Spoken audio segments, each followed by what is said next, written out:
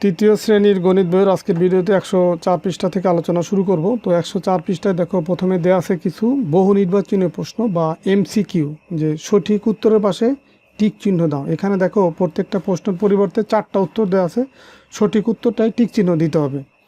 দেখো এইখানে বলছে যে পাশের কোন চিত্রের খালি অংশ নির্দেশ করে, মানে কোনটি খালি অংশ নির্দেশ করে। এখানে 4টা উত্তর দেওয়া আছে। দেখো এখানে মোট আছে কয়টা ঘর আছে, 1 2 3 4 5 6 7 8, 8টা ঘর আছে। তার ভিতরে খালি অংশ কয়টা আছে, 1 2 3 4 5 6, মানে 8-এর ভিতরে 6টা ঘর খালি আছে। দেখো তাহলে এই মোট ঘর সংখ্যা যাবে নিচে, যেমন এই যে 8 আছে নিচে সবগুলোই, দেখো 8 নিচে 8 আছে, তো 8 নিচে, আর খালি ঘর কয়টা আছে, এই 6টা আছে, তো 6 আছে উপরে। দেখো 6/8 বা 8-এর 6 অংশ খালি নির্দেশ করতেছে। তার মানে এটাই হচ্ছে তোমার এই 1 নম্বর প্রশ্নের উত্তর।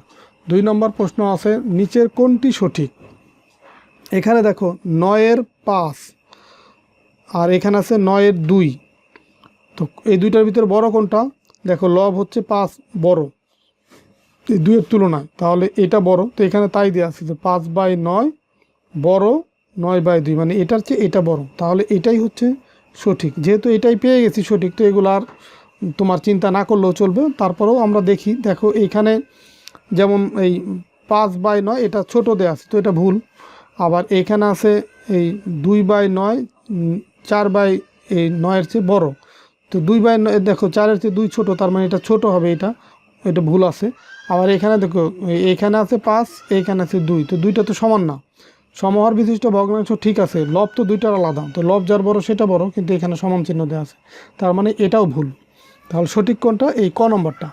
3 নম্বরটা দেখো দেওয়া আছে 8/9, এইখানে একটা খালি ঘর, তারপরে 3/9 সমান 5/9। তো এখন এইখানে যোগ বিয়োগ গুণ ভাগ কোন চিহ্নটা দিলে এই 5/9 হবে। দেখো এইখানে দুইটাই সমহর বিশিষ্ট ভগ্নাংশ, তো এইখানে যদি আমরা বিয়োগ চিহ্ন দিই, তাহলে দেখো 8, এই দুইটাই যেহেতু সমহর বিশিষ্ট ভগ্নাংশ, এখানে 9 ঠিক আছে, 8 থেকে 3 বিয়োগ করলে যে 5, দেখো মিলে আছে, তার মানে এখানে বিয়োগ চিহ্ন হবে। দেখো এই যে খ নম্বর, তাহলে উত্তর হবে যে খালি করে নিচের কোন প্রতীকটি বসবে, এই বিয়োগ প্রতীকটি বসবে। 4 নম্বরটা দেখো যে রিয়া একটি কেকের 4-এর 1 অংশ খেলো, রাইসা কেকটির কত অংশ খেলে রিয়ার সমতুল্য হবে। তার মানে এইটার সমতুল ভগ্নাংশ কোনটা এখানে আছে সেটা হবে উত্তর। দেখে 1/4-এর সমতুল মানে হচ্ছে এটাকে যদি আমরা তোমার 2 দিয়ে গুণ করি বা 3 দিয়ে গুণ করি বা 4, এরকম যে কোনো পূর্ণ সংখ্যা দিয়ে গুণ করলে যে ভগ্নাংশগুলো পাবো সেটাই হবে 1/4-এর সমতুল ভগ্নাংশ। তো প্রথমটা দেখো এখানে আছে 2/4, তো এই 1-কে 2 দিয়ে গুণ করলে 2, কিন্তু 4-কে 2 দিয়ে গুণ করলে তো 8 হওয়ার কথা, কিন্তু এখানে 4 আছে, তাহলে এটা হবে না। এখানেও দেখো 6 আছে, এটাও হবে না। এই যে এটা হবে, কারণ এটা দেখো আমরা যদি 1-কে আমরা 2 দিয়ে গুণ করি, আবার 4-কে 2 দিয়ে গুণ করি, তাহলে 1-কে 2 দিয়ে গুণ করলে 2, 4-কে 2 দিয়ে গুণ করলে 8, তার মানে এটা হচ্ছে এই 1/4-এর সমতুল ভগ্নাংশ, এটাই তাহলে উত্তর। 5 নম্বরটা দেখো নিচের কোনটির ভগ্নাংশগুলো 3/4-এর সমতুল। এই 3/4 এটার সমতুল, এখানে কোনগুলা, এখানে 3টা করে ভগ্নাংশ দেওয়া আছে। দেখো প্রথমটা দেখো এইখানে আছে 3/4, এখানে আছে 3/8। দেখো 2 দিয়ে যদি গুণ করি, 4-কে 2 দিয়ে গুণ করলে 8 হয়, ঠিক আছে, কিন্তু নিচে যদি 2 দিয়ে গুণ করি, এখানে নিচে যদি 2 দিয়ে গুণ করি, তার উপরেও তো 2 দিয়ে গুণ করতে হবে। তো নিচে 4-কে 2 দিয়ে গুণ করলে 8 পেলাম, 3-কে 2 দিয়ে গুণ করলে তো 6 হওয়ার কথা, কিন্তু এখানে লেখছে 8, তার মানে এটা হবে না, এটা ভুল। একটাই যদি ভুল হয় বাকিগুলোর দেখার প্রয়োজন নেই, কারণ একটা ভুল হলেও তো সেটা আর সমতুল হলো না, সবগুলোতে সমতুল হলো না, তাহলে এটা বাদ। এরপরে দেখো এইখানে দেখো এই 3-কে 2 দিয়ে গুণ করলে 6, 4-কে 2 দিয়ে গুণ করলে 8, তো এটা মিলতেছে, ঠিক আছে। আবার যদি 3 দিয়ে 3-কে গুণ করি, 3-3-কে 9, 4-কে 3 দিয়ে গুণ করলে 12, এটাও ঠিক আছে, মিলে যাচ্ছে। আবার দেখো এই 3-কে যদি আমরা 4 দিয়ে গুণ করি, 3-4-এ 12, 4-কে 4 দিয়ে গুণ করলে 4-4-এ 16, এটা মিলে যাচ্ছে, তার মানে এটাই হচ্ছে তোমার উত্তর। আর বাকিগুলো না দেখলেও চলবে, যেহেতু আমরা উত্তর পেয়ে গেছি। তো 6 নম্বরটা দেখো এখন নিচের কোন ভগ্নাংশটি 1-এর সমান। 1-এর সমান হওয়ার জন্য লব আর হর সমান হতে হবে। দেখো এখানে আছে 4, এখানে 6, এটা হবে না, এটা হবে না, লব আর হর ভিন্ন, এটাও হবে না। এই যে এটা হবে, উপরেও 3 নিচেও 3, এই 3 আর 3 যদি আমরা কাটাকাটি করি তাহলে কত পাবো, 1 পাবো, তার মানে 1 হবে। তো 1-এর সমতুল ভগ্নাংশ কোনটি, 3/3, এটা হচ্ছে উত্তর। 3/3 থাকতেই হবে এরকম বিষয় না, বিষয়টা হচ্ছে লব এবং হরে একই সংখ্যা থাকতে হবে। এখানে 5/5ও যদি হতো সেটাও একের সমতুল ভগ্নাংশ হতো বা একের সমান হতো। তো 7 নম্বর অঙ্কটা দেখো যে বিদ্যালয় থেকে রাশেদের বাড়ি হচ্ছে 3/8 কিলোমিটার পশ্চিমে, মিলির বাড়ি হচ্ছে 2/8 কিলোমিটার পূর্বে অবস্থিত। তো রাশেদের বাড়ি থেকে মিলির বাড়ির দূরত্ব কত? দেখো এইটা যদি হয় বিদ্যালয়, ধরে নিলাম এটা বিদ্যালয়, এখান থেকে রাশেদের বাড়ি, এইটা ধরো রাশেদের বাড়ি, এই যে আর লিখলাম রাশেদের বাড়ি, তো এইটা হচ্ছে কত 3/8।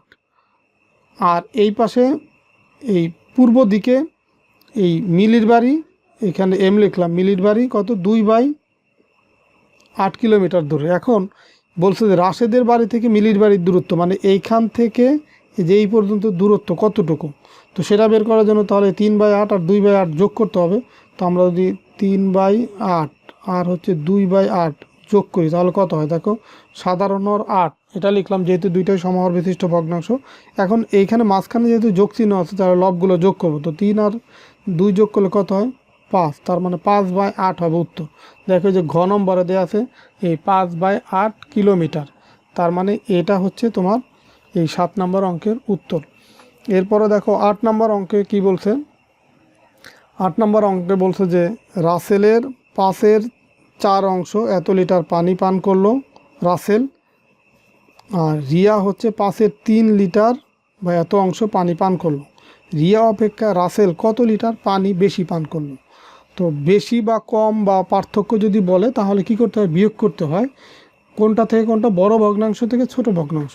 দেখো যে দুইটাই যেহেতু সমহর বিশিষ্ট ভগ্নাংশ তাহলে লব যার বড় সেই ভগ্নাংশটা বড় হবে। এখানে লব 3, এখানে 4, তাহলে এই ভগ্নাংশটা বড়, তাহলে আমরা এই 4/5 এটা থেকে বিয়োগ করব 3/5। তো বিয়োগ করলে যেহেতু দুইটাই সমহর বিশিষ্ট ভগ্নাংশ, সাধারণ হর 5 নিচে লিখলাম, আর এখানে যেহেতু বিয়োগ তার মানে এই প্রথম লব থেকে দ্বিতীয় লবটা বিয়োগ করব। 4 থেকে 3 বিয়োগ করলে কত পাবো 1, তাহলে এই 1/5 এত অংশ পানি বেশি পান করছে। দেখো এইখানে এই ক খ গ ঘর ভিতরে এই শেষেরটা এই যে 1/5 আছে, তার মানে এত লিটার পানি বেশি পান করছে। তো এটা ছিল তোমার 8 নম্বর অঙ্কের সঠিক উত্তর। তাহলে 104 পৃষ্ঠার সবগুলাই বহু নির্বাচনী প্রশ্ন তোমাদেরকে আমি ব্যাখ্যা করে বুঝিয়ে দিলাম, আশা করি তোমরা সবগুলাই ভালোভাবে বুঝতে পারছো। তো পরের ভিডিওতে আমরা 105 পৃষ্ঠা নিয়ে আলোচনা করব। তো ঠিক আছে, সবাই ভালো থাকো, সুস্থ থাকো, আল্লাহ হাফেজ।